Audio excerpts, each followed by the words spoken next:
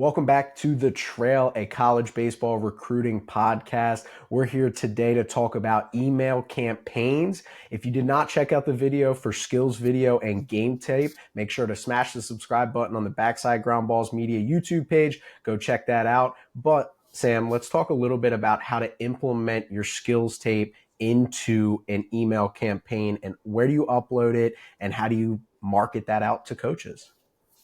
Sure. Well, before we dive into the specifics around email campaigns, video is really the centerpiece of any outreach strategy. And so it's really important to have a good skills video, good game tape, obviously depending on the time of the year, and be able to now display that for college coaches. Personally, I'm a huge fan of YouTube. It's a really efficient way to be able to share what you've collected and market yourself. I would encourage players to go on, create a channel. They can then upload individual clips. They can pin their skills video at the top of that profile for easy access, and then have the game footage trickle in underneath that. And you get then one central link that will give coaches an access point to all that you've collected. And rather than having a prolonged video of all different types of swings, they can go in there and click through 10, 15, 20, whatever you've assembled, and be able to dive into the specifics of how they so choose. So it gives you a lot of customization. It gives them a lot of autonomy in terms of how they want to click through it. And I think it's a really efficient way to now be able to build that into your email. As I always like to say, it's the path of least resistance, right? How can we get video or evaluation opportunities for college coaches through the path of least resistance? If they have to, the good example that I believe you use is download a Google file, then it has to scan for viruses. Like, that's irritating. And it's not, I'm Sure. not saying it's not worth it for the right player, but a lot of times college coaches are going to say, that is too much effort. I don't want to download this on a school computer. Or what if it's phishing? Whatever it is, right? You get worried about those things. So by uploading it to YouTube, it really helps in terms of having that clickable link that coaches are able to click on and start that evaluation. And then if your email does match up with what they're looking for, then maybe come out and see you play. I think during the skills video, it was a really good point that you made was this only kickstarts the recruiting process. You don't get an offer from a video. A lot of times it just gives coaches the opportunity to then put it in their schedule to come see you play. Absolutely. I think also too a good point here is coaches are watching these at all different points, right? So they don't have a regular desk job, right? It's not a 9 to 5. So sometimes they're on a bus or a plane, right, traveling to a series, and they're just going through their email inbox on their phone, right? So giving them an easy access point, accessibility that's one click away is definitely important, and is setting yourself up for success, right? Ultimately, right, the things that we talk about on this podcast from a strategic standpoint is to give you guys information so that you can be successful. And this is a really effective way to be able to market yourself. Definitely. And I think in the technology age, it's so important to have more ways to get in contact with coaches. And obviously, emails are a huge component of that. So, is there anything specific that, from your perspective, that coaches have given you feedback on that they like, that they dislike, anything specific from that standpoint? Yeah, I think first and foremost, as a player, be concise with your messaging, right? Coaches are getting a lot of inbound communication. Um, I've never had a coach, come back to me and say, "Hey, that email was so beautifully worded. I really want to recruit that guy." Right. So let's be really, precise in terms of what we're including. All right, in these emails. What you did, in your eighth grade championship game has no place, all right, in this type of a communication strategy. So, we tell players, right, if they're gonna create an introductory email, keep it to 10 to 12 sentences. Paragraph one should be, biographical information. So your name, where you're from, your high school, travel ball organization, maybe a little bit about your physical description, height and weight. You can then, get into paragraph two. I think that, part of the email is going to be a little bit more time sensitive to the period of the year that you're reaching out. So, if you're in the off season, give some insight into what you're working on in terms of your developmental plan, any gains that you've made, throughout the course of the winter months, right? If you're in season, be more, topical to, hey, this is how my team is doing. This is how I'm playing throughout the course of the spring or the summer. Stay away from stats, right? Obviously, I think just as a general rule, unless it's a coach requests it from you, stats as a high school prospect just don't have the same um, importance, right? Versus other, periods that they're evaluating. If you want to include some of your metrics or data that you think highlight your skill set, that's also a good period to include that information. And then really right underneath that second paragraph, I would put that YouTube link in bold, maybe a bigger size font, very easy for coaches to click and really start to do a deep dive, and then finish up with a closing paragraph, kind of preview what's up next for you in terms of your season or off season, and express some interest. The other thing that I would highly recommend to players is take time to make these emails authentic, right? Um, you know, address coaches by their name, include the school or the conference or other things that you've learned about that program that stand out to you. You don't have to go super in depth, but show coaches that you're taking the time to be a good communicator, that you do have high level interest in the school that you're engaging with. Definitely, and there's so much to unpack from a couple different standpoints there of what you said. Ton of good information. My advice is always short and sweet with a clickable link, right? Like that's it. Like how should I send an email? Short and sweet with a clickable link. I like that you broke it down into length and everything like that. But I think the foundation of a good email, like you said, I've never read an email and been like, you know what, that was so good. That's for admissions to worry about, right? I got to know if you can play Yeah, ball here. Admissions can worry about if you're academically eligible, and a well written. That's what essays are for. So no short and doubt. sweet with a clickable link, and that's super super valuable That from might have to be the the standpoint. tagline for this episode, by the way, Trevor. Yeah, hey, I like it. It's and again, by it's such a concise statement too. It's like blunt, short and sweet with a clickable link because again, just being honest, from my perspective, and I guarantee there's college coaches out there that would agree with this. It's like, do I read every word in an email? Probably not.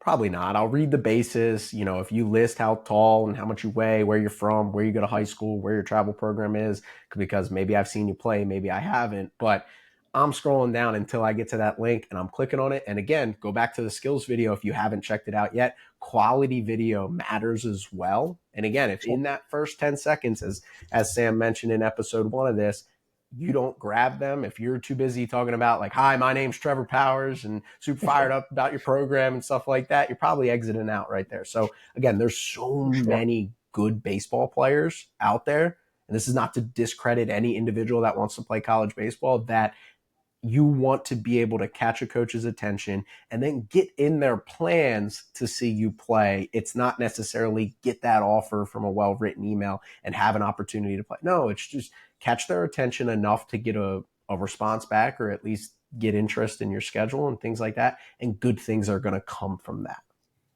Absolutely. Yeah, definitely. So you mentioned a little bit about the details of the email. So many kids ask a lot of times. I think your perspective on this is really, I really like it, is you don't necessarily say go into the weeds of information. Like, I'm really excited about your school's engineering program and things like that. Obviously, timelines are different. If you're a senior in the fall and you want to write an email, maybe you should have a better grasp on your academics and make sure we're picking schools based on that. But I like the fact that, especially earlier in the process, you talk about having a broad picture sense of an email campaign. Yeah, I think it's realistic to think that as you begin your communication strategy, there's going to be um, a larger group of schools, right? And obviously, everybody has some different thoughts, in terms of a starting point. But um, you know, it's important to have some diversity, right, as you begin the recruiting process from a player family perspective. Things change, right, over the course of years, right, as you go through your high school career, and different priorities and coaching changes, and all the things that factor into you making a final decision. So you're going to start with a broader list, and that's okay, right? And you want to begin like we always talk about being proactive, but it's also important to take the time to be authentic. Mhm. I flip the script on players, oftentimes, right? When you get a mass email about a showcase, right? And it seems like it's very cookie cutter. You're not as interested, right? So it's the same thing here, right? Coaches are getting a lot of communications from players. If you're taking the time to differentiate yourself, and really address them by their name, and use the school, and maybe the team mascot or the conference or certain things that stood out to you as a reason why you have a baseline of interest, I think you're setting yourself up for success. And taking the time and investing in your future with these email campaigns is important, right? So, hey, maybe I'm going to take 20 schools, and I'm going to do 4 a night for the next week, right, over the course of a 5-day work week, and make sure that really communicating effectively versus copying and pasting 50 schools in on a BCC and sending it out Mhm. with that method.